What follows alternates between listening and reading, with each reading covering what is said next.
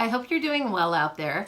Today we are going to learn how to make pop-ups, and this is one of my favorite projects. Some of you had a piece of kind of heavier paper in your pack.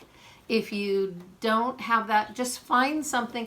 You want it a little bit heavier than regular copier paper. Copier paper will work, it just works a little bit better. So you might want to pause the video for a second while you go grab something. So, okay, so one of the things that's interesting about paper is it has, it's made up of little wood fibers, and those fibers go mainly in a particular direction. So if you take your paper and kind of bounce it this way, it folds like a hot dog kind of easy.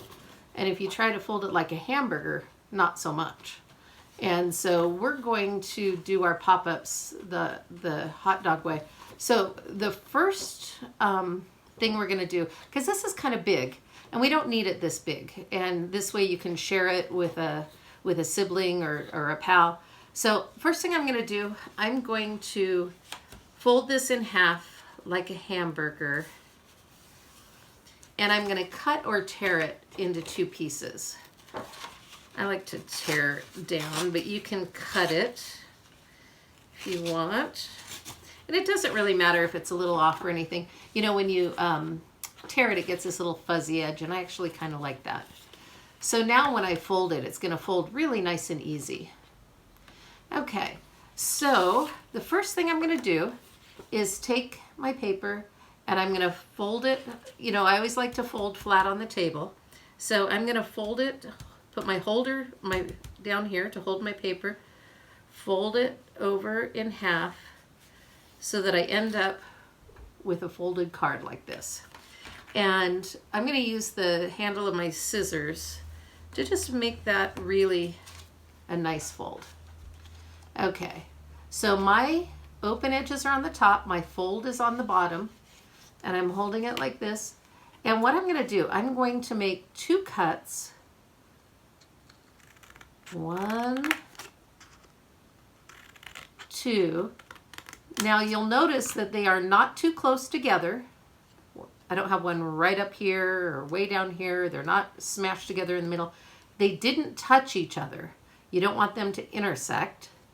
And they didn't go more than halfway across, okay? And they can be a little different length. They don't have to be perfect, but I made mine so that they were the same. Okay, so then I'm gonna take this tongue in the middle and I'm gonna bend it back and crease it really nicely. So it looks kind of like that. Okay. And then one of the key things that you'll hear me say over and over as we go through this is then you have to exercise your fold, okay? So we take it to the gym, we make it have a little workout, back and forth, that center piece. And then I return it to the middle. And here's what I'm gonna do. I'm gonna open up just a little bit, okay? If I open it up like this, it's not gonna work very good. I'm gonna open it up just a little bit and pop that through so it goes the other direction. And you have this cool pop-up. So the thing that is really interesting about these, I think, is that then, so now you know how to do the basic one, right? Well, you can do another pop-up any place there's a fold. And what I'm gonna do on this one, I'm going to, this fold right here, there are two folds right there if you look at it, right? You can see 1, 2. I'm going to cut through them at the same time, and I'm going to, let's see, put it like this. I'm going to make this one a little smaller. So 1, 2. So I made my two cuts. Hopefully you can see that. Here's my little tongue that was left, and I'm going to fold that up, give it a little crease. And now you have to exercise the fold, do it back and forth and back and forth. Then I'm going to open it up a little bit, not too much, remember? And I'm going to hold that, I'm going to poke those through. And I did it like it was super easy. You might struggle with that a little bit. There's always a learning curve, when you learn something new. You have to just try to remember that if you get frustrated at first, you just have to stick with it and learn how to poke those through, okay? Now I've got this really cool thing, which is pretty awesome. Okay, so here's my pop-up, and it's starting to look really interesting. Now, one of the things you could do, you can go back into this and keep putting as many pop-ups in there as you like. I'm going to take this top one, and again, I'm cutting through the fold, always cutting through the fold, and I'm going to make this one really skinny. Maybe I'm going to do 2 skinny ones up here. So no matter whether they're fat or skinny or long or however you do them, it's exactly the same. I'm going to take this, I'm going to bend it backwards, crease it, and then I'm going to exercise that fold. These get a little bit squirrely the more you start working on them. And then I'm going to open it up just a little bit, remember, not too flat. I'm going to pop those things through.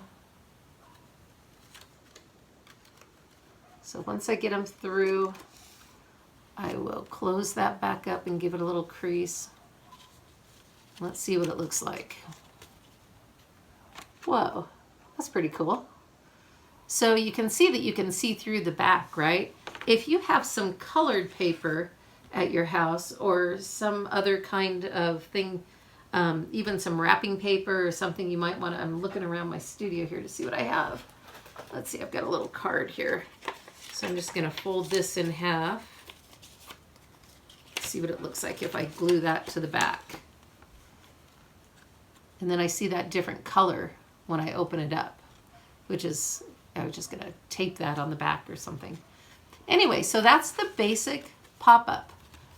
You can just go in and really go to town on these. Start making little ones, big ones, ones that go sideways. But that's the basic thing. So just play with that. And then tomorrow I'm going to show you how to do pop-ups that look like critters that have really cute eyes on them. So I hope you have a great day, and we'll see you soon.